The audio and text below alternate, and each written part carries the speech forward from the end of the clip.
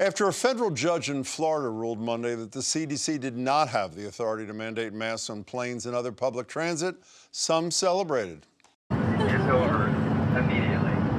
Congratulations. Multiple airlines, including Delta, United Southwest, and JetBlue, have since made masks optional.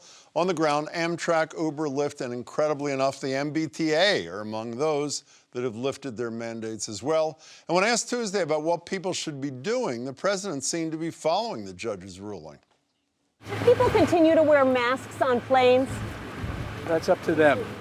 Okay, well, of course, the White House has since announced that they want the DOJ to appeal the ruling, so I guess it's not up to them. Don't ask me, ask the experts. I'm joined by Carmel Shachar, Executive Director of the Center for Health Law Policy, Biotechnology, and Bioethics at Harvard Law School, and Dr. Louise Ivers. She's the Director of the Harvard Global Health Institute and MGH's Center for Global Health. It's great to see you both. Thanks for being here. Thanks for having us. Dr. Ivers, did the judge make the right decision as a matter of public health in your estimation? Well, I think it's disappointing that a judge was actually the decision maker. I think even if the mandate is coming to an end, it seems like a sorry end to kind of the authority of the CDC in our public health arena. You know, I had been happy that the CDC had decided to extend for a few more weeks the mask mandate. So I think for me, it's just a question of should the judges really be deciding, or can our public health authorities really help to make those decisions more credibly? You know, the White House, through Jen Psaki, Carmel, made a similar point that it's not really about whether this mandate on masks goes through May 3rd, but about the authority of public health authorities to begin with, I guess really in future pandemics. Here's what Psaki had to say to Chris Wallace the other day on CNN+.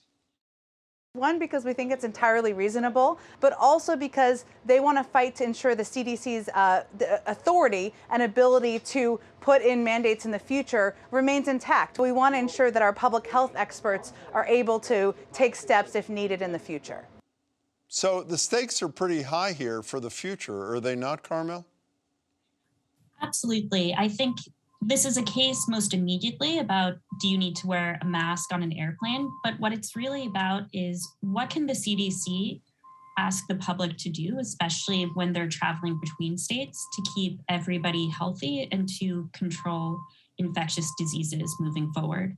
You know, by the way, this is coming at the same time the Supreme Court has a case before it about whether or not the Environmental Protection Agency, the EPA, has the regulatory authority to decide around climate change issues. So we're in an era where a lot of public entities may be cut back in terms of their ability to protect the public. You know, Dr. Ivers, it seems to me the problem in this case was not just the judge, who most legal experts who I've consulted think misunderstood the law, but an administration that sent a totally confusing message. As you saw a minute ago, the President of the United States saying, do whatever you want, it's up to you. And the next day, his own administration, his own Department of Justice saying, don't do what you want because we think there should be a mandate in place. That's exactly the wrong kind of messaging on public health, is it not? We have just been, I think, for the last 2 years, mixed up in a total mess around public health messaging. We've had experts and so-called experts and politics and public health and science, and it's become very confusing for the public. If you've been on the T, which I normally take to work, or in an airplane recently, you can see that, yes, masks, when they are properly used, are effective, but many people have really taken this mandate to not be very serious in the first place, and they've not been using them correctly. So I think the messaging would be, the mandates might even be less necessary if actually people could truly understand the purpose of masks and how useful masks actually are. And if we were willing to really just do something to help our neighbor, not necessarily just ourselves. You know what, well, you mentioned that the often across-the-board disobedience of some of these mandates. The doubly unfortunate thing here to me is this is one of the few areas where the public seem to be unified. I can share with you this poll from a couple of days ago from AP NORC Center. 56 to 24. That's a landslide in America today.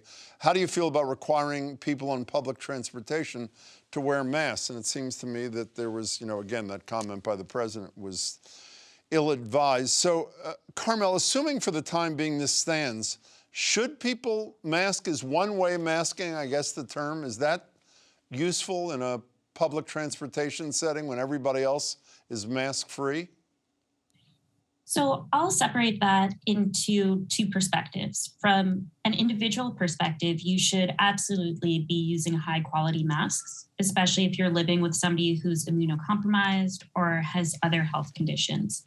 I think from a social point of view, it's a really unsatisfying answer to say, okay, well, people should just decide. So for example, I have a toddler and a baby at home. The baby is too young to mask. I can barely keep socks on her.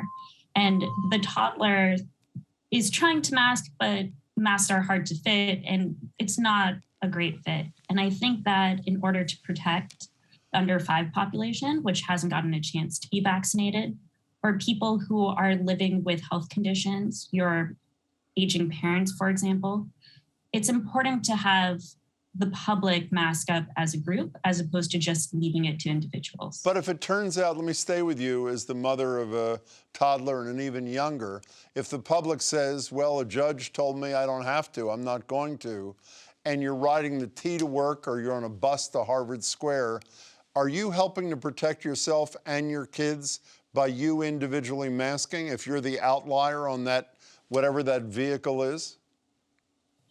I am. I don't mind looking a little bit cautious. I'd rather be cautious than have to deal with a toddler with COVID. You know, Dr. Ivers, I know you know I'm not an expert in this area, but I do consume a lot of this. I don't get the indecision, the delay on this thing at all. I'm listening to a report on National Public Radio this morning, and here's what they said about airlines. Yeah, there's great ventilation and circulation when the airplane is in the air and the wheels are up. When it's on the runway or taxiing, there's none of that circulation. Then they move to buses, and they say if your masks are not on, every person on the bus would breathe the air of an infected person, were he or she on there, in 45 seconds. And then you go to subways where people are sardine-like packed, and the notion that a mask-free environment is even borderline safe is preposterous to me. Am I overreacting to any of those circumstances? Well, I don't think you're overreacting. I also think, we shouldn't stigmatize the idea that it's okay not to want to get COVID. It's okay still 2 years later to try to want to avoid yourself or your family members, even if they're relatively healthy, from getting COVID. I agree with you on the transportation.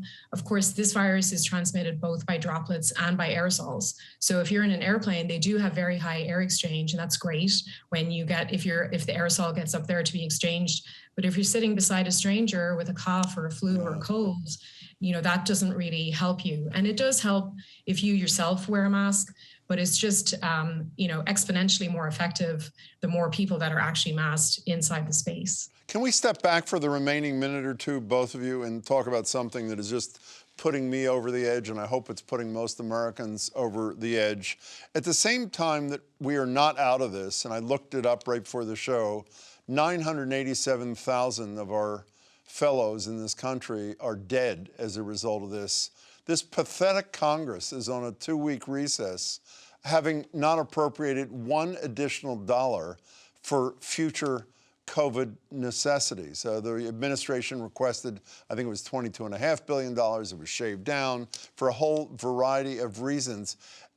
Starting with you, Carmel, it seems that our leaders, at least a majority of our leaders in Congress, enough to block action, have learned nothing in terms of prevention and preparation on the public health front after the worst public health catastrophe of our lifetime.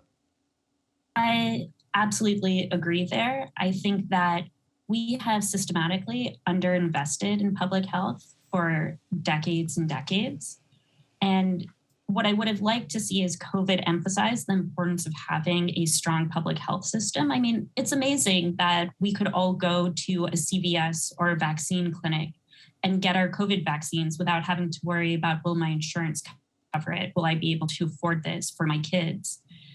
And to move away from that, to see our leaders get COVID fatigue and not think that it's worth spending money to protect the lives of Americans is frankly disappointing. Louise Ivers, what's your reaction to the non-action by Congress? I mean, you know, all of our, as an infectious diseases doctor, I'm used to the fact that outbreaks are met by a cycle of panic and neglect. And this happens over and over, whether it's Ebola, whether it's the first SARS, and now it's hard to believe that it's happening with this, with COVID as well. You know, people have talked about how, oh, this disease is just like the flu, which it is not, let me say for the, you know, to state for the record, but almost 30 million Americans get sick with influenza every year, usually. That was the data from 2018. And so the idea that even if this was like the flu, that we're willing, despite all of that we've learned about testing and test and treat, get treatment at the pharmacies, that contact tracing, that we're not actually investing now to ensure that our public health workers have the resources they need is really very disappointing. Carmel Shachar and Louise Ivers, thank you both so much for your time. I really appreciate it. Thank you very much. Thank you.